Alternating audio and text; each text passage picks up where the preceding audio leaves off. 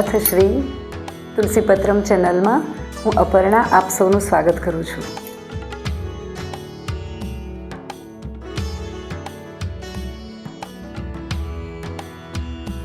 અષાઢી નવરાત્રની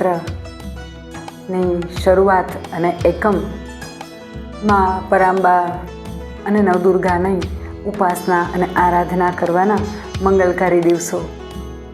આમ તો વર્ષમાં 4 વખત નવરાત્રિ આવે છે.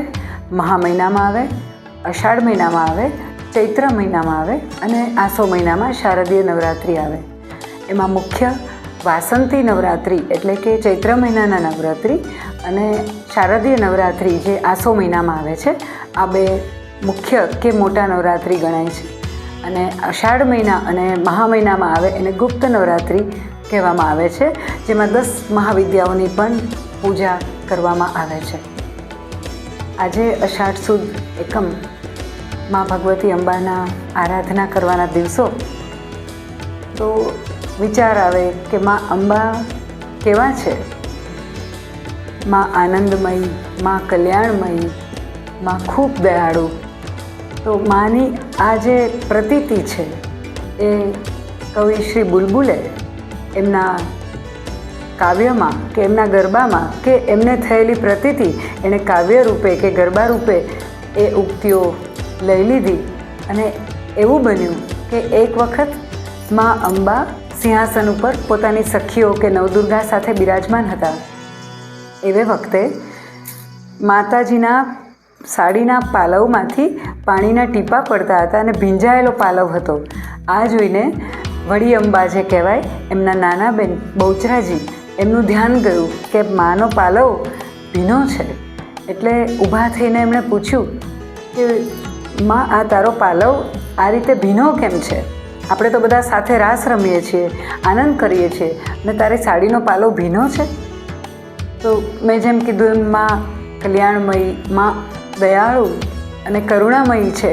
એનું સમાધાન આપતા માં અંબા કહે છે કે ચાચરના ચોકમાં, આરાસુરમાં જે માનું રહેઠાણ કહી શકાય, માનું ત્યાં નિત્યધામ છે, એવા આરાસુરમાં ચાચરના ચોકમાં ભક્તો સાથે રાસ રમતી હતી, નવદુર્ગા સખીઓ સાથે હું રાસ રમતી હતી. ત્યાં ભક્તોના આંખની આંસુ જે ધારા હતી એ લૂછતા લૂછતા મારો પાલવ ભીંજાયો. માની આ કરુણા અને માની આ દયાદ્ર વૃત્તિને કવિ શ્રી બુલબુલ, જે હિમાંશુભાઈ પીતાંબરા માતાના પરમ ભક્ત, એમણે પોતાના કાવ્ય પંક્તિમાં આ ભાવ ઉતાર્યો.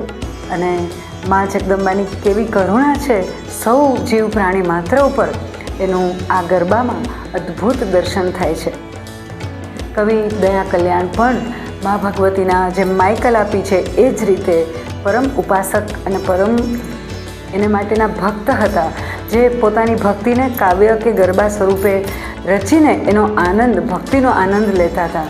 એ દયા કલ્યાણનો એક ગરબો જે એમની ભક્તિ એમના કલમે અને પરમ ભગવદીએ એવા ધનલક્ષ્મીબેન ત્રિવેદી એમના સુમધુર કંઠે ફરી એકવાર આપણે મા અંબા કેવી છે, મા અંબાનું દર્શન કેવું છે, એનું સ્વરૂપ કેવું છે, એ આપણે સૌ દયા કલ્યાણની કલમે અને પરમ ભગવદીએ એવા ધનલક્ષ્મીબેન ત્રિવેદીના સુમધુર કંઠે આટલી મોટી ઉંમર હોવા છતાંય ખૂબ શ્રદ્ધા અને ખૂબ ભક્તિ એમના કંઠમાં આપણને જોવા મળે અને એ ભાવ એમના હૃદયમાં જોવા મળે છે.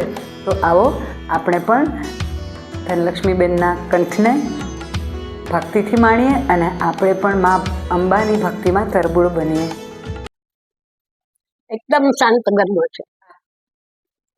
અંબા તું આનંદમયી માં, અંબા તું આનંદમયી માં, અંબા તું આનંદમયી. તું આનંદમયી માં અંબા, ઘટ ઘટ વ્યાપક છ જગદંબા.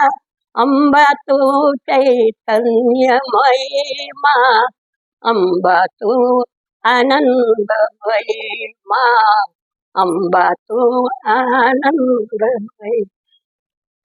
સતચિત આનંદ રૂપ તમારો, સતચિત આનંદ રૂપ તમારું અંતરનું ટાળે અંધારું અંબા તું પરબ્રહ્મમય માં અંબા તું આનંદમય માં અંબા તું આનંદમય એક છતાં પણ બહુ બહુ નામે રમતી અંબા વિધ વિધ નામે તું અંબા તું પરબ્રહ્મમય માં અંબા તું આનંદમય માં અંબા તું આનંદમય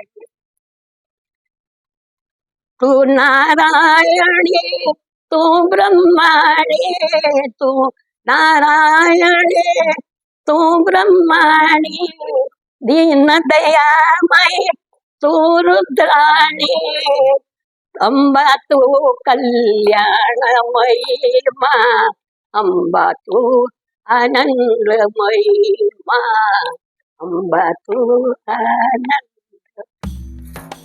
તો ફરી મળીશું આવા જ નવા વિષય વિડીયો સાથે. અત્યારે રજા આપો. આપણું અને આપણા પરિવારનું જતન કરવાનું ભૂલતા નહીં. મારી ચેનલને લાઈક કરજો, શેર કરજો, સબસ્ક્રાઈબ કરજો. અત્યારે રજા આપો.